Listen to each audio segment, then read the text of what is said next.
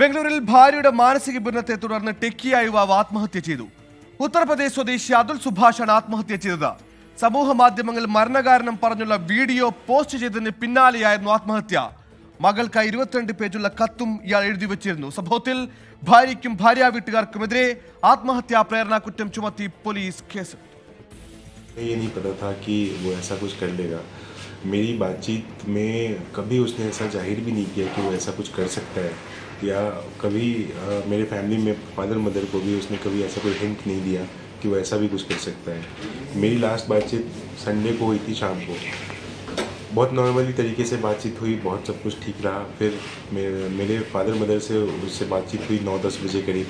वो भी बहुत ഇതാണ് മരിക്കുന്നതിന് മിനിറ്റുകൾക്ക് മുൻപ് അതുൽ സുരേഷ് സമൂഹ മാധ്യമങ്ങളിൽ പങ്കുവച്ച വീഡിയോ.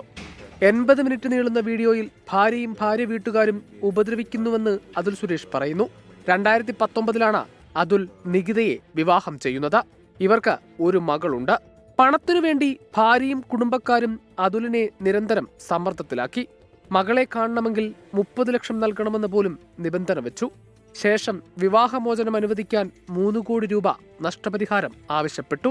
സ്ത്രീധന പീഡനം, പ്രകൃതി വിരുദ്ധ പീഡനം, ഭാര്യാപിതാവിന്റെ മരണത്തിൽ പങ്ക് തുടങ്ങിയ ആരോപണങ്ങളും വീട്ടുകാർ ഉന്നയിച്ചു.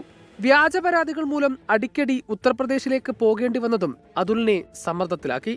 മരിക്കാൻ തീരുമാനിച്ച ദിവസം എന്തൊക്കെ ചെയ്യണമെന്ന് അതുൽ എഴുതി വെച്ചിരുന്നു. മകൾക്കായി 24 പേജുള്ള കത്തും അതുൽ എഴുതി. അതുലിന്റെ കുടുംബാംഗങ്ങൾ നൽകിയ പരാതിയിൽ ഭാര്യ നികിത സിംഗാനിയ, ഭാര്യാമാതാവ് നിഷ, ഭാര്യ സഹോദരൻ അനുരാഗ്, അമ്മാവൻ സുശീൽ എന്നിവർക്കെതിരെ ആത്മഹത്യാ പ്രേരണയടക്കമുള്ള വകുപ്പുകൾ ചുമത്തി പോലീസ് കേസെടുത്തു. Investigation officer, the family members, the deceased brother has been given a detailed statement, so we are sending a team to. അതുലിന്റെ വീഡിയോ സമൂഹ മാധ്യമങ്ങളിൽ പ്രചരിച്ചതോടെ നികിതയ്ക്കും കുടുംബത്തിനുമെതിരെ കടുത്ത നടപടി ഉണ്ടാകണമെന്ന ആവശ്യവും ശക്തമാവുകയാണ്. 24 ബംഗളൂരു.